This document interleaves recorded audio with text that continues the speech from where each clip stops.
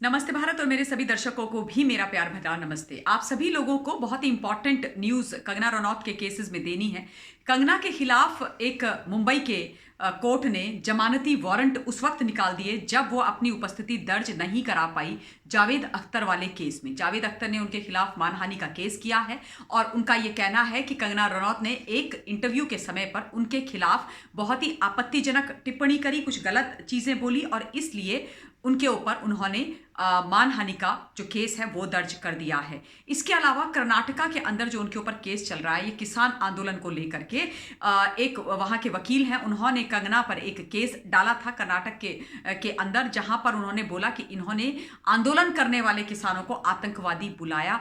उस केस में भी उनको राहत नहीं मिली, तो ना मुंबई में केस में राहत मिली, ना वहां पर उस केस में राहत मिली, जिसकी वजह से अब कंगना रनौत का ये मानना और ये कहना है और उन्होंने सुप्रीम कोर्ट में याचिका भी दायर कर दी है और उसमें उन्होंने ये मांग करी है कि उनके ऊपर चलने वाले केसेस बीट इन कर्नाटका और in Mumbai should be transfer to Himachal, जो उनकी अपनी स्टेट है जहां से वो बिलोंग करती हैं। उनके ऊपर कई ऐसे केसेस हुए हैं, ये आप भी जानते हैं, मैं भी जानती हूँ। कुछ समय पहले मैंने एक वीडियो बना करके जो उन पे और उनकी बहन रंगोली चंदेल पर जो केसेस चल रहे थे उनके बारे में भी डिटेल्स दी थी, उसके बारे में भी मैंने कुछ इन्फॉर्मेशन आप लोगों को दी थी।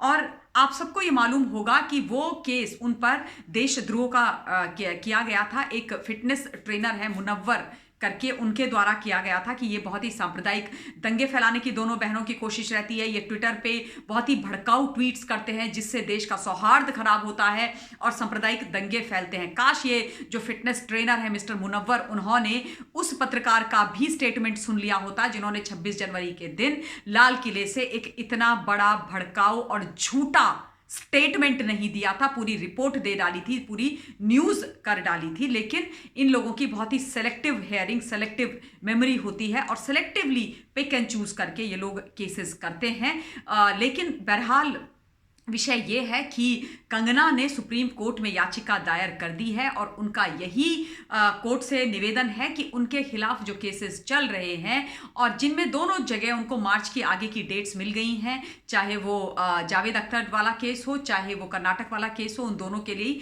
लेकिन वो ये चाहती हैं कि ये सारे के सारे जो केसेस हैं जो उन पर चलाए जा रहे हैं उनको हिमाचल प्रदेश के अंदर शिफ्ट कर दिया जाए, क्योंकि वो वहीं पर बेस्ड हैं, वो उनका होम स्टेट है, वो हिमाचली हैं और वो चाहती हैं कि वो तमाम इन केसेस को वहीं से बैठ करके लड़े और उसके बाद उन केसेस की आगे कार्यवाही की जाए हिमाचल के कोर्ट के अंदर। तो ये एक लेटेस्ट और इम्पॉर्टेंट डेवलपमेंट थी कंगना रनौत के केस में, तो मुझे लगा कि मुझे आप सब लोगों को ये सूचना दे देनी चाहिए।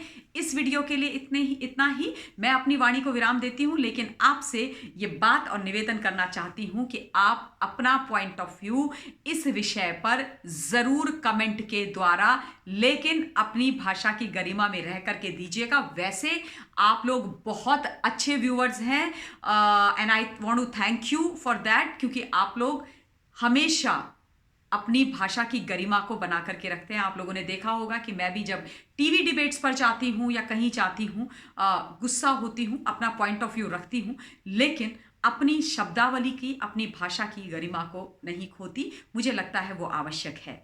सो इसी निवेदन के साथ आज के लिए इतना ही। बहुत बहुत धन्यवाद। जय हिंद। और हाँ, अपना स्वास्थ्य का ध्यान रखिएगा। कोविड की वैक्सीन सबको लग रही है, किंतु मास्क पहनना, अपने आप को हैंड सैनिटाइज आदि करना और जो फिजिकल डिस्टेंसिंग है उसको रखना बहुत ज़रूरी है, उसका ध्यान रखिएगा। धन्यवाद।